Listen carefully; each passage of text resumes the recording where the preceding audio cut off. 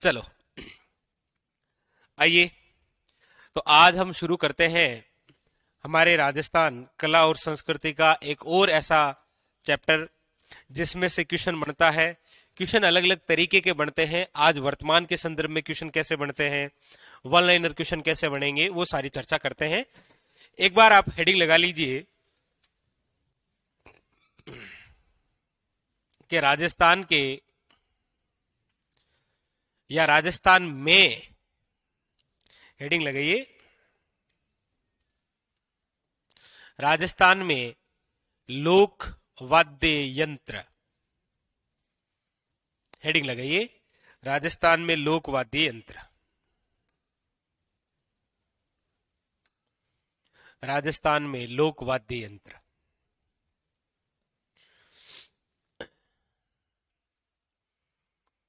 तो राजस्थान में जो लोक वाद्य यंत्र है इसके बारे में हम चर्चा करते हैं। तो देखिए, आजकल जो क्वेश्चन पूछे जाते हैं वो किस प्रकार से पूछे जाते हैं। तो कई बार तो क्या होता है कि एग्जामिनर जो क्वेश्चन पूछता है ना, वो आपको इधर 4 वाद्य यंत्रों के नाम दे दिए और आपको ऊपर क्वेश्चन दे देगा कि निम्न में से कौन सा तत्व वाद्य यंत्र नहीं है, या निम्न में से कौन सा सुशीर वाद्य यंत्र है, या निम्न में से कौन सा घन वाद्य यंत्र का प्रकार है, या फिर आपको पूछ लेगा निम्न में से वह वाद्य यंत्र जो अवनद में शामिल नहीं है। 4 प्रकार के ही वाद्य यंत्र है। वैसे 2 ही प्रकार होते हैं, ये 4 तो फिर अलग है। पहले 2 कैसे वो हम समझेंगे। तो क्वेश्चन तो ऐसे आते हैं, या फिर डायरेक्ट कोई वाद्य यंत्र का नाम दे देता है जैसे जो प्रसिद्ध होता है। जैसे यहां पर नाम दे दिया आपके सामने कि जंतर नामक वाद्य यंत्र किस प्रकार का है, मतलब इसकी कोई इंपॉर्टेंस है तब ये पूछ रहा है, ऐसे नहीं पूछ रहा है। जंतर क्यों पूछ रहा है? क्योंकि गुज्जर जाति के जो भोपे हैं वो देवनारायण जी की फड़ का जब वाचन करते हैं तो कौन सा वाद्य यंत्र यूज लेते हैं। तो ये स्पेशल पूछता है कि जंतर, तो ते से जंतर, ये तत्वाद्य यंत्र है। नहीं नहीं, ये ट्रिक नहीं थी, ये तो ऐसे ही था, ऐसा कोई ट्रिक नहीं है, ठीक है। तो मतलब ऐसा। अच्छा, तीसरा क्वेश्चन पूछता है किसी प्रोपरी व्यक्ति का नाम देके आपको पूछता है। जैसे आपको पूछ लेगा फारूक खां मेवाती का संबंध निम्न में से कौन से वाद्य यंत्र से है।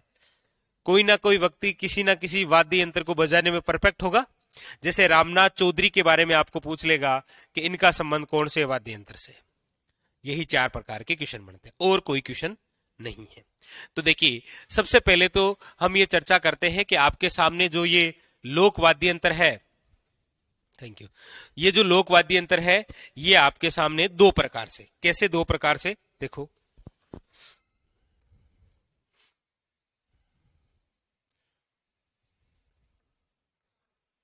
वाद्य यंत्र, देखो किसी वाद्य यंत्र को बजाएंगे तो या तो आएगी आवाज और यह आएगी स्वर, और कोई बात आएगी नहीं। किसी वाद्य यंत्र को बजाएंगे या तो आएगी आवाज या आएंगे स्वर। स्वर ही मधुर नहीं होते हैं, आवाज भी मधुर होती है।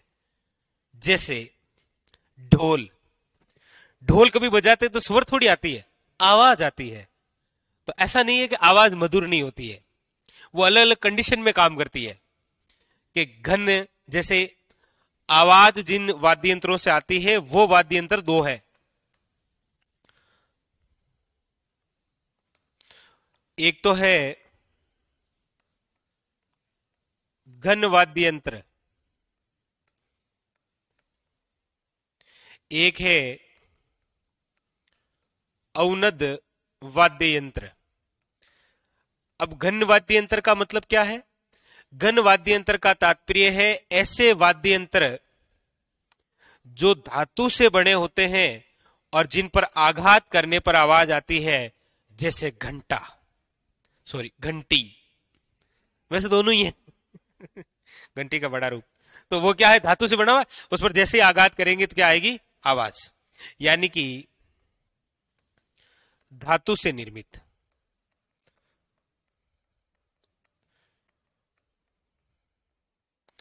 धातु से निर्मित। कॉस्ट्यूम लिख देता हूं, आघात करने पर। आघात का मतलब समझ गए ना, चोट करने पर।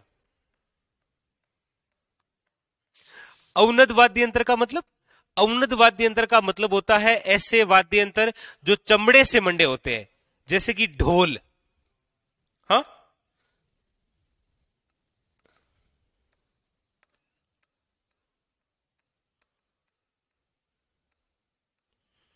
चमड़े से मंडे होते हैं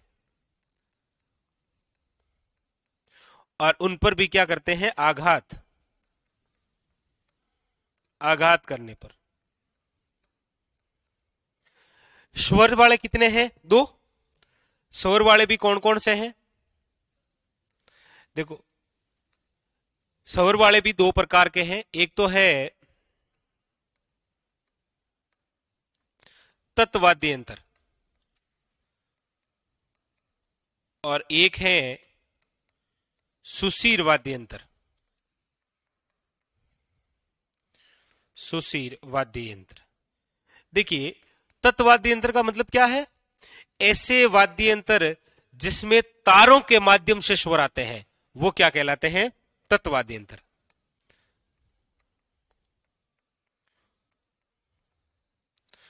तारों के माध्यम से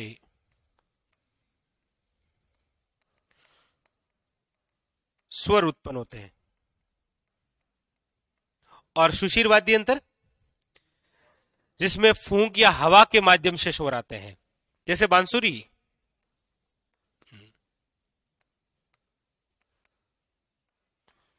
या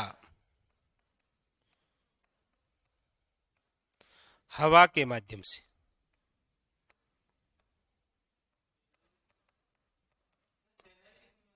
हाँ बिल्कुल, ये लिखिए।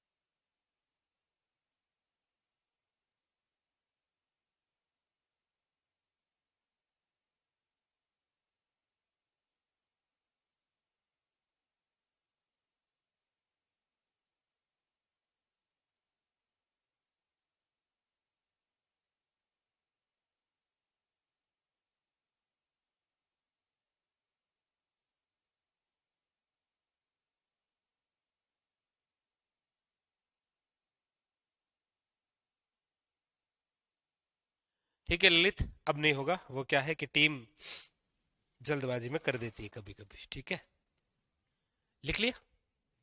आइए इनमें से आप सबसे पहले हेडिंग डालिए घन वाद्य यंत्र। घन वाद्य यंत्र आपको लिखा दिया। घन वाद्य यंत्र का मतलब क्या होता है? ऐसे वाद्य यंत्र जो धातु से बने होते हैं और जिन पर आघात करने पर आवाज आती है वो कहलाते हैं घन वाद्य यंत्र। कोशिश की है, जिन जिन वाद्य यंत्र के फोटो मिले हैं वो आपको फोटो के माध्यम से बताएंगे। देखिए नंबर फर्स्ट है आपके सामने घन वाद्य यंत्र में, एक नंबर वो है करताल। अब देखो करताल से क्वेश्चन कैसे बन सकता है। एक तो ये हो गया कि करताल किस प्रकार का वाद्य यंत्र है, सबसे पहला क्वेश्चन तो ये घन वाद्य यंत्र। और ये यूनिक सा बनता है, क्यों? क्योंकि इसमें ते आ जाता है। कई बार विद्यार्थी शॉर्ट ट्रिक लगाता है कि ते का मतलब है तत्वाद्य यंत्र, जबकि वो भूल जाता है एक दो ते ऐसे भी होते हैं जो कि ते उठा के डायरेक्ट कहां होता है? घन वाद्य। तो इसका सबसे यूनिक क्वेश्चन तो यह है, केवल ये कि करताल किस प्रकार का वाद्य यंत्र है? घन वाद्य यंत्र। लेकिन कभी ऐसा थ्योरेटिकल क्वेश्चन पूछे तो वो यहां से पूछ सकता है, कैसे? कि निम्न में से वह घन वाद्य यंत्र जो दो चौकोर लकड़ी से, ये देखो दो चौकोर लकड़ी और बीच में धातु से निर्मित तस्तरियां लगी हुई होती है, निम्न में से किस प्रकार का वाद्य यंत्र है? याद रखिएगा करताल। यहां अंगूठा डालते हैं और यहां पर 4 अंगुलियां, और फिर इसको बजाएंगे तो इन धातुओं में से आवाज आएगी। ठीक है, तो हाँ साधु संतु यूज लेते हैं ज्यादातर। इसके अंदर एक आप निर्माण की बात लिख लीजिएगा। 2 चौकोर लकड़ी के बीच में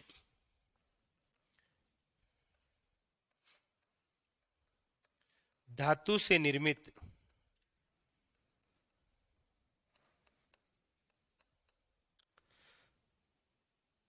तस्तरियां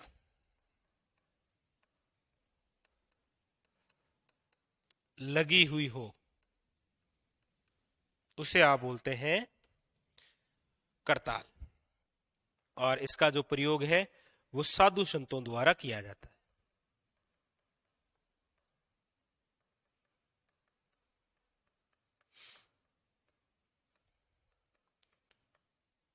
और बाकी आप देखते हैं कि ये आपको नारद जी के हाथ में भी मिल जाएगा। ठीक रहेगा।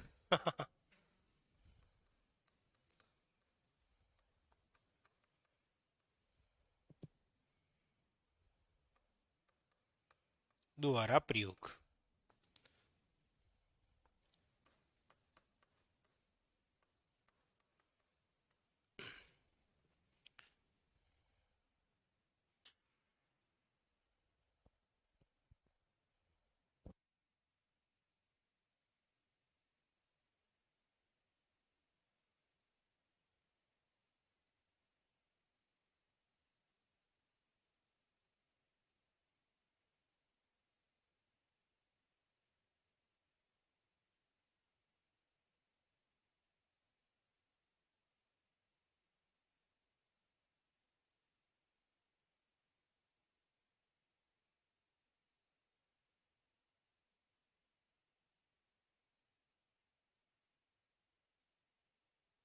अब देखो आगे है खड़ताल। अब आप देखेंगे कि इनमें धातु कहां है। देखो वैसे ये ऊपर तो क्या है? लकड़ी है। ये आपके 6 से लेकर 8 इंच तक होती है, और इसकी ये जो चौड़ाई है ये 2 इंच की होती है। क्या याद रखना है, ऐसे बता रहा हूं आपको। तो ये 2 इंच, ये इन दोनों के बीच में ना ये धातु है, ये धातु है। जब इसको यहां से पकड़ के ऐसे बजाएंगे ना तब इनमें से आवाज आएगी वो। तो ऊपर लकड़ी है, यहां पर क्या है? ये धातु है। अब खड़ताल से यदि कोई क्वेश्चन आएगा ना तो सबसे पहला तो वही इंपॉर्टेंट क्वेश्चन है कि खड़ताल किस प्रकार का वाद्य यंत्र है। ये तभी पूछा जा रहा है जब खड़ताल की इंपॉर्टेंस है, और इसकी इंपॉर्टेंस ये है कि आपको डायरेक्ट पूछा जाता है कि खड़ताल के जादूगर कौन है। तो आप कहेंगे खड़ताल बजाने के जो जादूगर हैं वह है सद्दीक खां मांगणियार।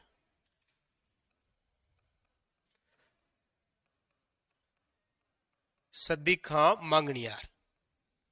और ये जो सद्दीक खां मांगणियार है ये झांपली गांव के हैं। झांपली गांव जो कि बाड़मेर में, याद रखिएगा। ठीक है। वैसे ये केर और शीशम की लकड़ी होती है, ये ऊपर वाली है ना, ये केर वे शीशम की लकड़ी होती। नहीं लिखना है, बता रहा हूं केवल, ये आप लिख लीजिए जादूगर वाली बात, यही सबसे इंपॉर्टेंट है। सद्दीक खां मांगणियार किस वाद्य यंत्र से संबंधित है या किस वाद्य यंत्र के जादूगर हैं? तो खड़ताल।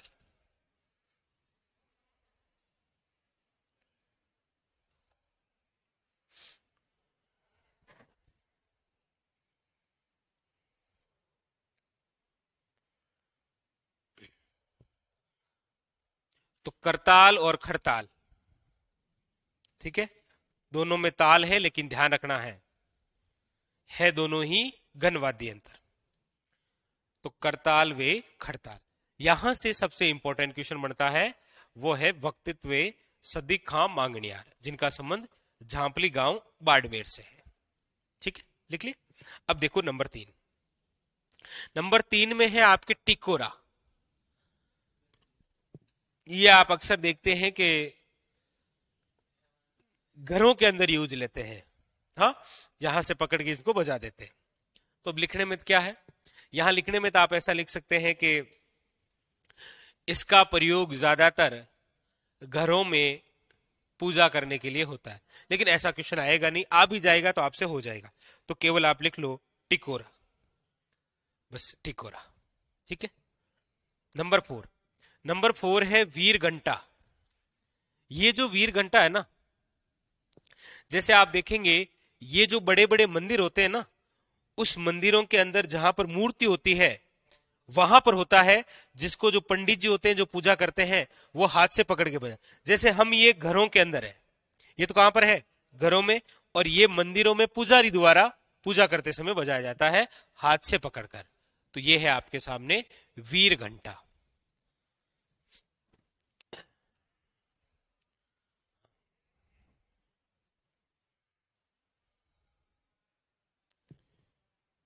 अगला देखिए, अगला है आपके सामने, कितने हो गए, 4।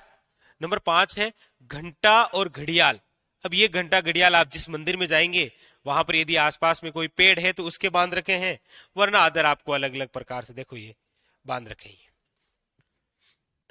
लिख लो, मंदिरों के बाहर भक्त जनों के लिए बजाने के लिए जो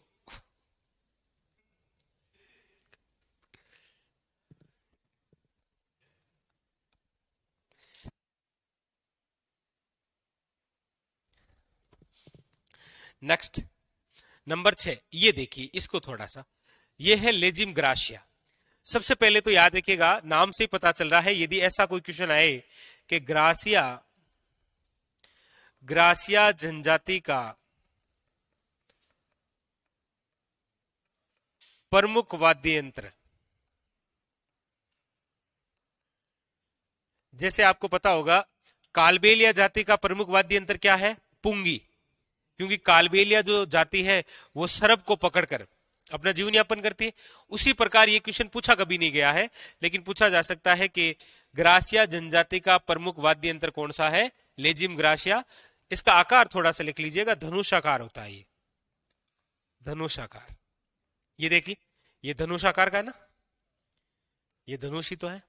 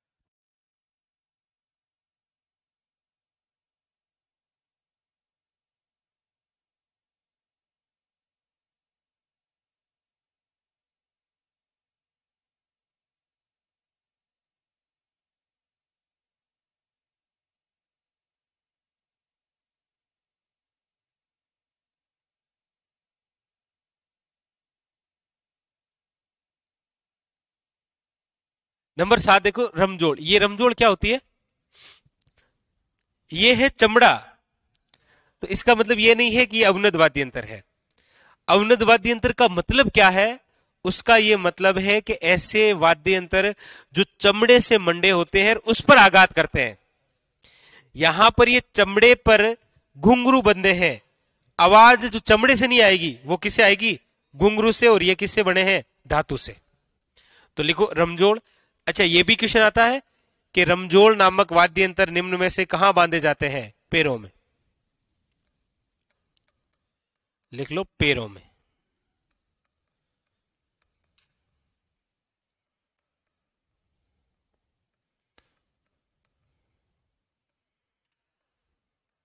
चमड़े पर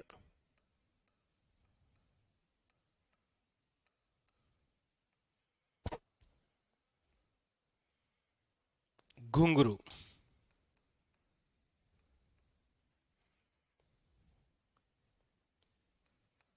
बांधते हैं।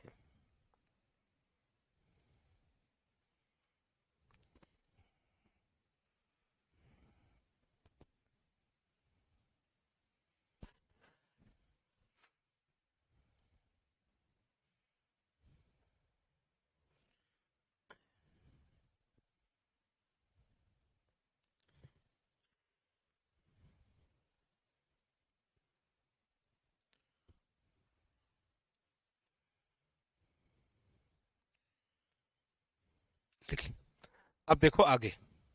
नेक्स्ट नंबर 8 है आपके सामने, देखो झांझ। अगर झांझ को आप देखेंगे तो ये कहीं ना कहीं आपको मंजीरे का बड़ा रूप है। मंजीरा छोटा सा होता है, उसका बड़ा रूप क्या है? मंजीरा। इससे क्वेश्चन आया था पिछली बार एसआई में एक ही। वो आया था कि कच्छी घोड़ी नृत्य में, कच्छी घोड़ी नृत्य में प्रयुक्त वाद्य यंत्र वो है झांझ। याद रखिएगा बस, और इसकी कोई बात नहीं। बाकी याद ये रखना है कि झांझ किस प्रकार का वाद्य यंत्र है? घन वाद्य यंत्र।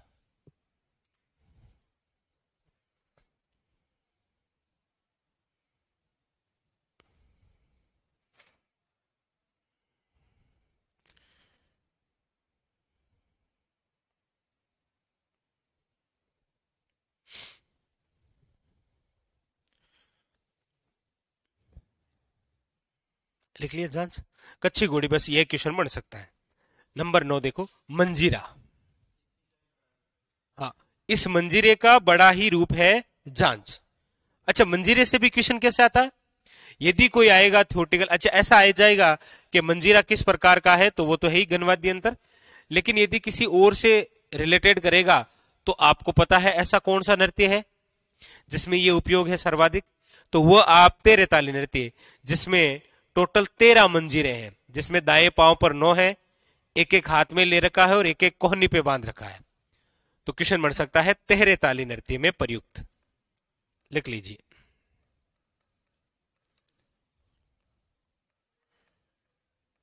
तेहरे ताली में प्रयुक्त जो वाद्य यंत्र है वो है आपके मंजीरा। हाँ आशुतोष, बिल्कुल।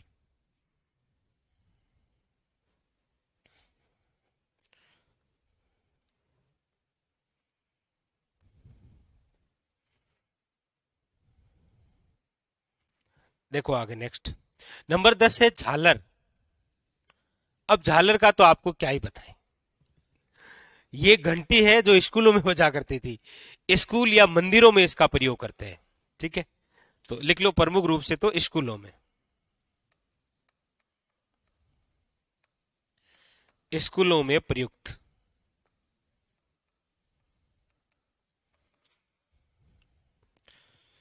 ये यहां देखो छिद्र है, इसको बांध दिया जाता था पेड़ से, पेड़ से बांधते थे और फिर इसे, हाँ।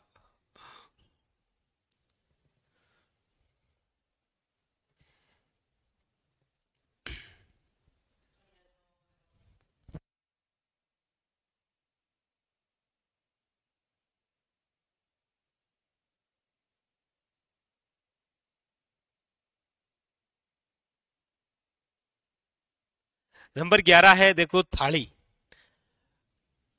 थाली किस प्रकार का वाद्य यंत्र है? तो गन। अच्छा, आप सोचो और क्या बन सकता है यहां से क्वेश्चन। थाली किस प्रकार से क्वेश्चन पूछ सकता है यदि थोड़ा सा, यस, याद रखना है, थाली वाद्य यंत्र का प्रयोग करते हैं जब पुत्र प्राप्त हो। पुत्र प्राप्ति के अवसर पर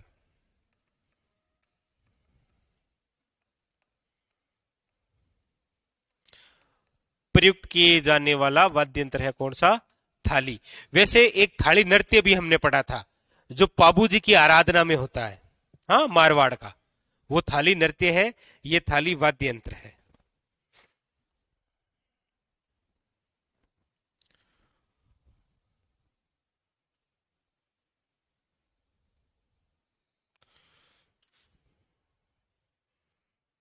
अगला देखिए, नंबर 12 है चिमटा। अब ये जो चिमटा है ना, इसको यहां से, अच्छा ऐसे भी नहीं है, इसको हर कोई बजा भी नहीं सकता। इसको यहां से बजाने का प्रयास किया तो इसके बीच में अंगुली आ जाएगी, क्या बजाएंगे? इसको बजाने की एक कला होती है जो भजन कीर्तों के समय, मतलब इसको यहां से ऐसे पकड़ेंगे और फिर ऐसे बीच में से करेंगे ना। तो इसका प्रयोग करते हैं भजन कीर्तनों में।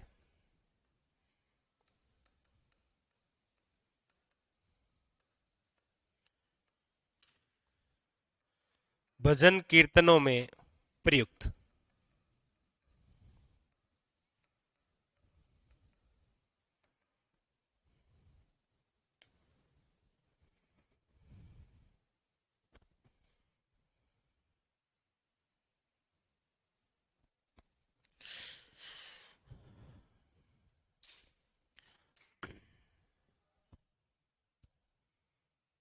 लिख लिए?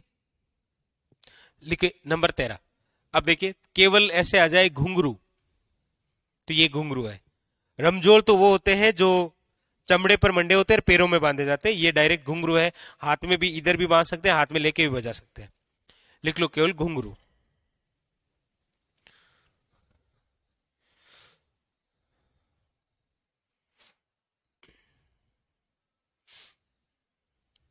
हो गया घुंघरू। देखो नंबर 14, अब ये तो फोटो में तो इसकी है नहीं। एक गुरालियो, एक भरनी, एक श्रीमंडल और एक हांकड़। देखो हांकड़ क्या होती है? गाय भैंस बांधिया करानी सांकड़ होती है ना। वैसे आपको पता हो तो जो बड़े बड़े भोपे होते हैं ना, जो खुद को शरीर पर मारते हैं ऐसे, एक तो वो हांकड़ होती है वैसी। उसी का लगभग रूप होता है श्रीमंडल, जैसे हमने पढ़ा था ना ये धनुषाकार होता है वैसा। भरनी और घुरालियो ये भी धातु से बने होंगे। ये नाम लिख लो बस केवल।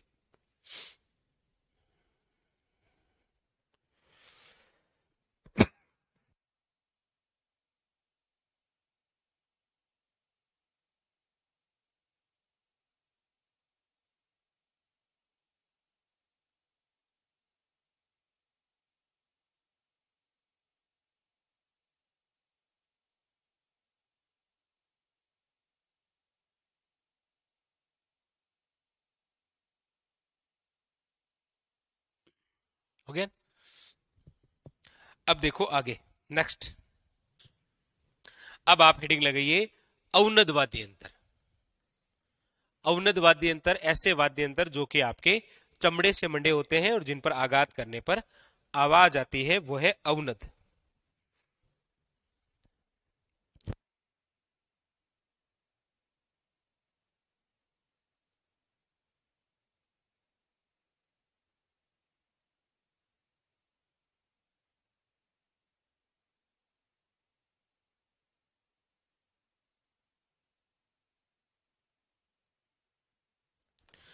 अगला है, लीजिए पहला डेरू। ये डेरू क्या है? ये डमरू का बड़ा रूप है, हाँ ना, उसका बड़ा रूप, छोटा, हाँ छोटा रूप हो सकता है।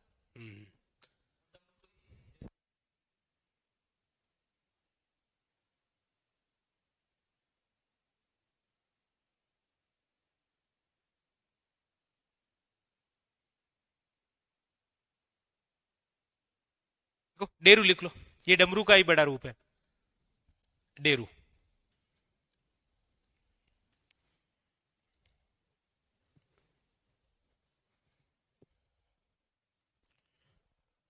डेरू।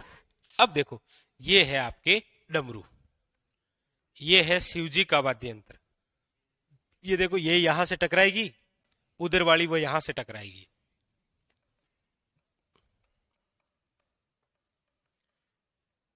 शिवजी द्वारा प्रयुक्त।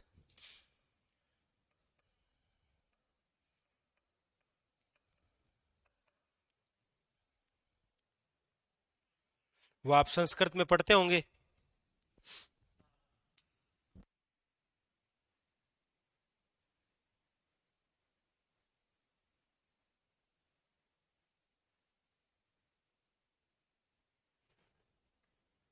लिख लिया डमरू। अब देखो नंबर 3 ढोलक। अब ढोलक में तो क्या लिख सकते हैं, बस इतना याद रखना है कि हम जितने भी अवनद वाद्य यंत्र पढ़ेंगे, उस अवनद वाद्य यंत्र में सबसे प्राचीन वाद्य यंत्र कोई है तो वो ढोलक है। लिखो, अवनद वाद्य यंत्रों में सबसे प्राचीन वाद्य यंत्र।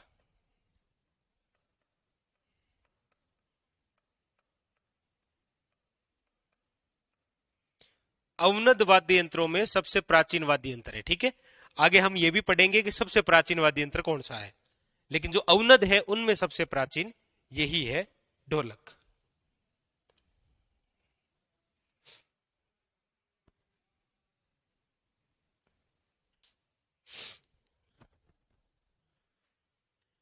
आगे देखो, आगे है नंबर 4 मांदल। अब देखो, मांदल से अच्छा क्वेश्चन तो ये है कि मांदल किस प्रकार का वाद्य यंत्र है, अवनद।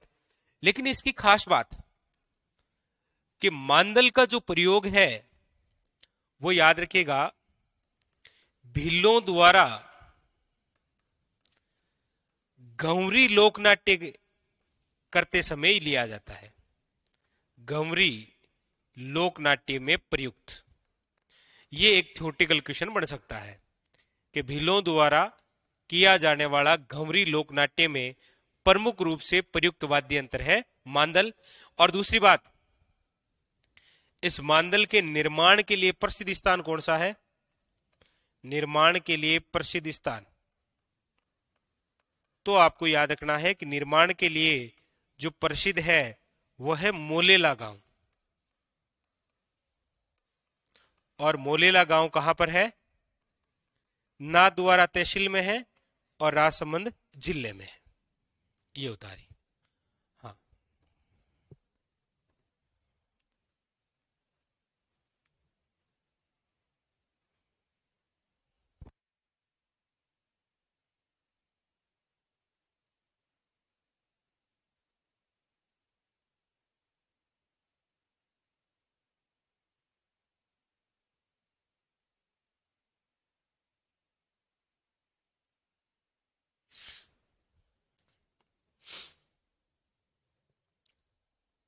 तो ये इंपॉर्टेंट है, याद रखिएगा घंवरी लोकनाट्य से,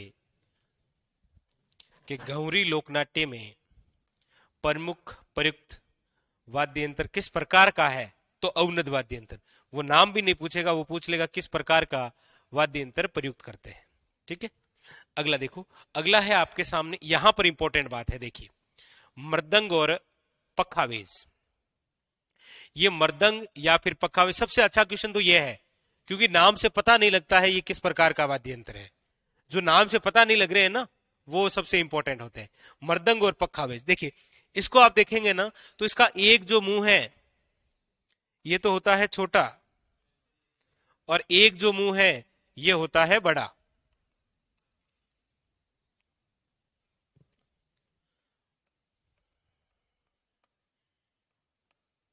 एक मुंह छोटा वे, दूसरा मुंह बड़ा होता है। अब यहां से क्वेश्चन नहीं, यहां से क्वेश्चन कि मृदंग और पखावेज से संबंधित प्रसिद्ध कलाकार कौन है, क्योंकि वो केवल नाम देकर पूछेगा। जैसे आपको पूछेगा कि पंडित पुरुषोत्तम लाल का संबंध निम्न में से कहां से है, यानी कि किस प्रकार के वाद्य यंत्र से। एक तो पंडित पुरुषोत्तम लाल और एक नाम आपको याद रखना है भवानी शंकर। याद रखिएगा, ऐसे क्वेश्चन आजकल पूछे जाते हैं, नाम देके पूछ लेगा इसका संबंध किस प्रकार के वाद्य यंत्र से है, मृदंग या पखावेज। अच्छा, पूछने में वो ऐसा भी पूछ लेगा कि मृदंग नामक वाद्य यंत्र का अन्य नाम क्या है, पखावेज, वैसे भी बन सकता है क्योंकि यहां कलाकारों के नाम है ना। तो अभी तक ये दूसरा ऐसा वाद्य यंत्र आया है। एक तो आया था कौन सा, खड़ताल। खड़ताल के प्रसिद्ध जादूगर थे कौन, सदिक खां मांगणियार।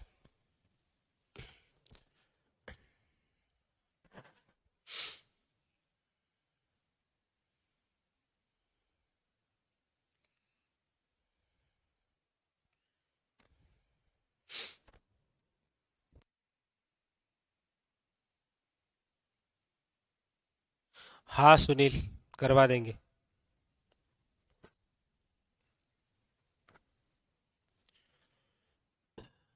हो गए।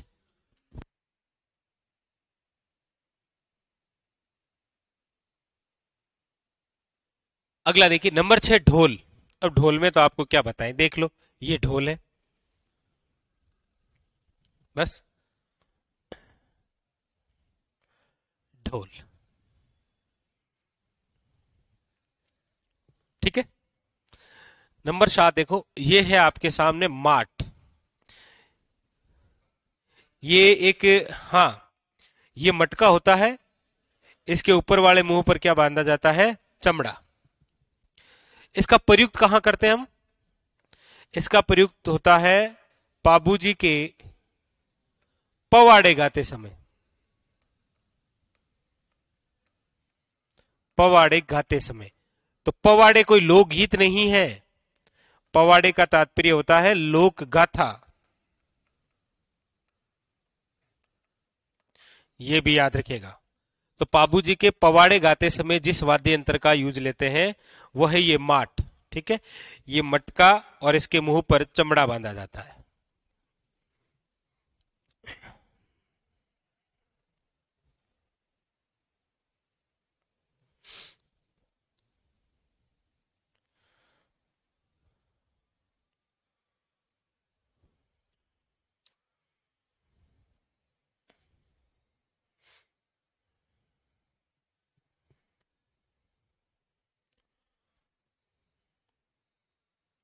हाँ, लाल उसमें भी करते हैं, लिख लिए। अब देखो नेक्स्ट नंबर 8 खंजरी। अब देखो ये खंजरी किस प्रकार सा है, ये आपके लगभग आप मान लीजिए ये गोल घेरा होता है। पुराने जमानों के अंदर बैंड बाजे चलते थे, अब तो चलो उसका रूप डीजे ने ले लिया, वरना पहले ऐसे तुरतुरी आते थे, खुद ही गाया करते थे, उनके गाने भी वो 2-4 फिक्स हुआ करते थे। वही इसमें एक क्वेश्चन यूनिक बन सकता है, वो ये बन सकता है, आपको पूछा जा सकता है कि कामड़ जाति द्वारा प्रयोग या प्रयुक्त किया गया वाद्य यंत्र कौन सा है, तो याद रखना है खंजरी, कामड़ जाति का है ये। उतार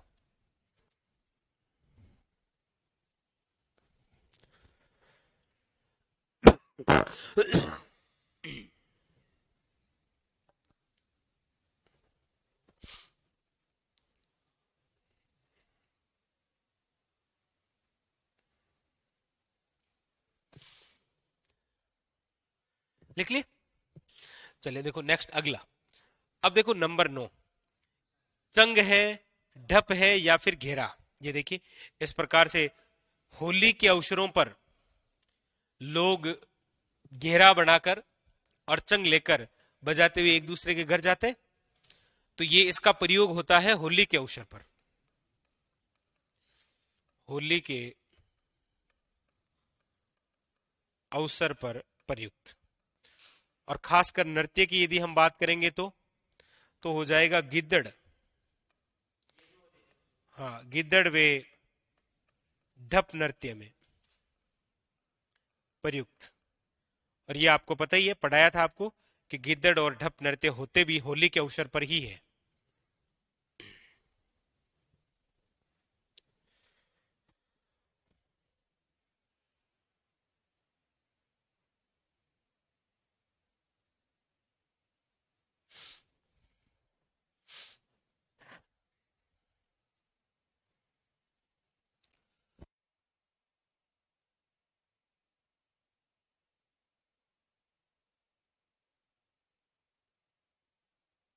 गिद्दड़, ढप, कच्ची घोड़ी, ये तीनों शेखावटी के। और एक कबूतरी नृत्य आपको लिखाया था चूरू में, राह चलते लोगों का ध्यान अपनी ओर आकर्षित। नंबर 10 वो है नगाड़ा। अब देखिए इस ये होते हैं नगाड़े। प्रमुख क्वेश्चन क्या है? प्रमुख क्वेश्चन है जादूगर कौन है नगाड़े का। तो नाम है रामकिशन सोलंकी, याद रखिएगा। नगाड़े का जादूगर किसे कहा जाता है? रामकिशन सोलंकी को। और नगाड़े का प्रयोग याद रखिएगा मेवात क्षेत्र में, मेवात क्षेत्र में प्रयुक्त किया जाने वाला वाद्य यंत्र है वो है आपके नगाड़ा।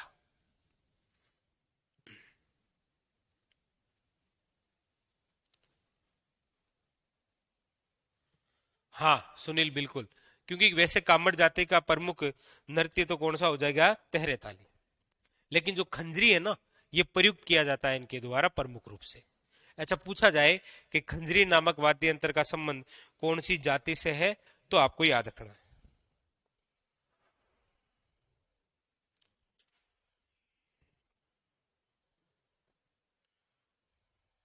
लिख लिए।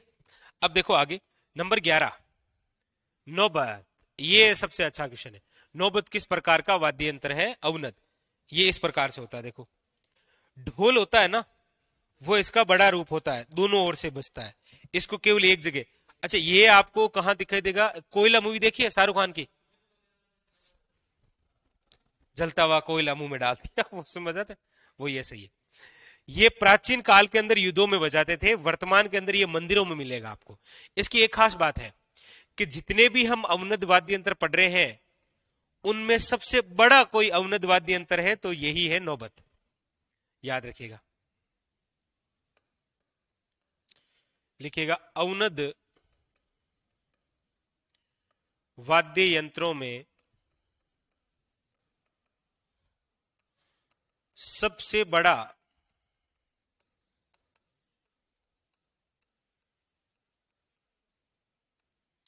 अवनद वाद्य यंत्र,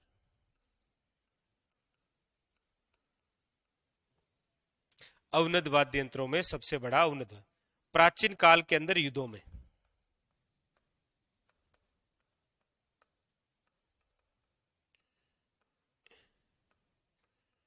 युद्धों में प्रयुक्त। लेकिन आज वर्तमान के अंदर मंदिरों में प्रयुक्त करते हैं, मंदिरों में।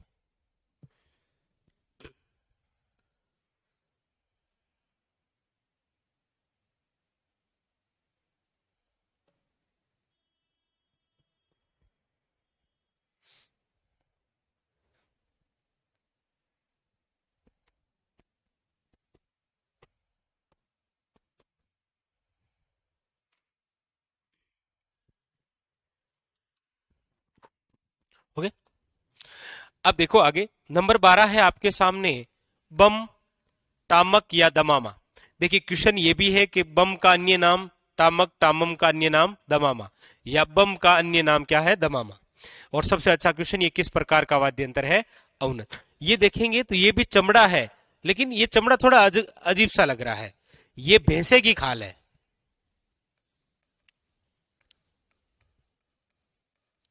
भैंसे की खाल का प्रयोग करते हैं इसमें।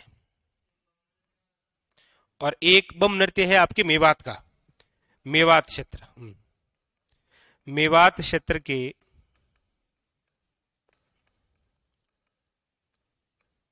बम नृत्य में प्रयुक्त वाद्य यंत्र यही है, प्रयुक्त वाद्य यंत्र।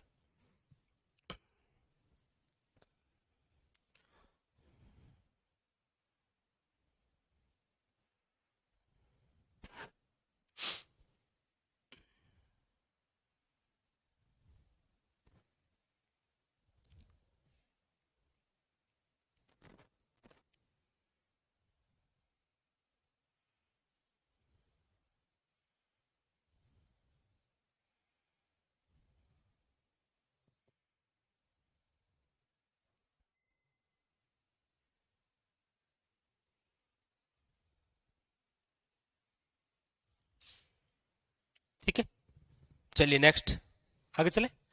अगला देखिए, अगला है तासा। कितने नंबर हो गए? 12, 13। 13 नंबर है तासा। देखिए तासा का प्रयोग कब करते हैं पता है? प्रमुख रूप से करते हैं जब मोहर्रम के अवसर पर ताजी निकाले जाते हैं। यानी कि ये जो वाद्य यंत्र है ये मुगल कालीन वाद्य यंत्र है। ये सबसे अच्छा क्वेश्चन है, मुगल कालीन वाद्य यंत्र तासा। और याद रखिएगा मोहर्रम में ताजिए निकालते समय प्रयुक्त वाद्य यंत्र, तो वो है आपके सामने ये तासा।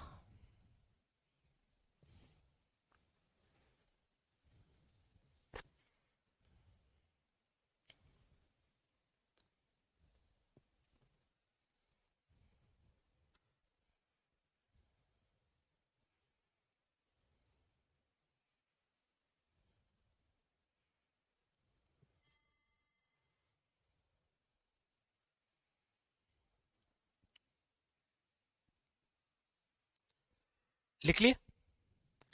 अब देखो नंबर 14, ये है तबला। ये देखो बजा रही है तबला। एक दो अलग अलग होते हैं, एक और एक आप समझ गए, लिख लो।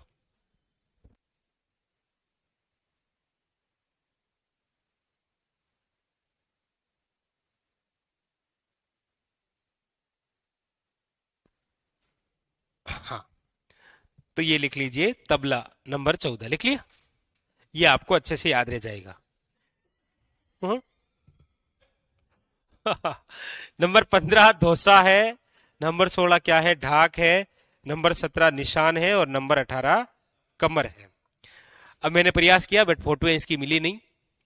इसमें याद रखिएगा नाम से पता नहीं लग रहा है कि निशान किस प्रकार का है, या ये तो कमर में बांध कर बजाते हैं ऐसे चमड़े जैसा। ढाक और धोसा ये लिख लो बस। ये आपके कंप्लीट हो गए अवनद वाद्य यंत्र।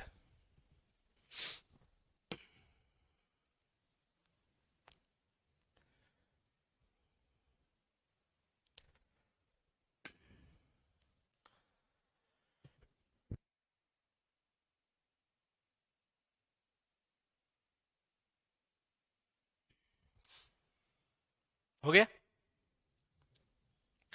तो बस घन और अवनद यानी कि जिन दोनों से आवाज आती है वो वाद्य यंत्र कंप्लीट। अब आप हेडिंग लगाइए सुशीर वाद्य यंत्र। सुशीर वाद्य यंत्र का मतलब आपको पता है, ऐसे वाद्य यंत्र जिसमें फूंक मारने पर या हवा के माध्यम से क्या आते हैं? स्वर। तो अब हम पढ़ेंगे स्वर वाले, ये हम पढ़ेंगे कल। ठीक है, कल ये टॉपिक हमारा कंप्लीट भी हो जाएगी।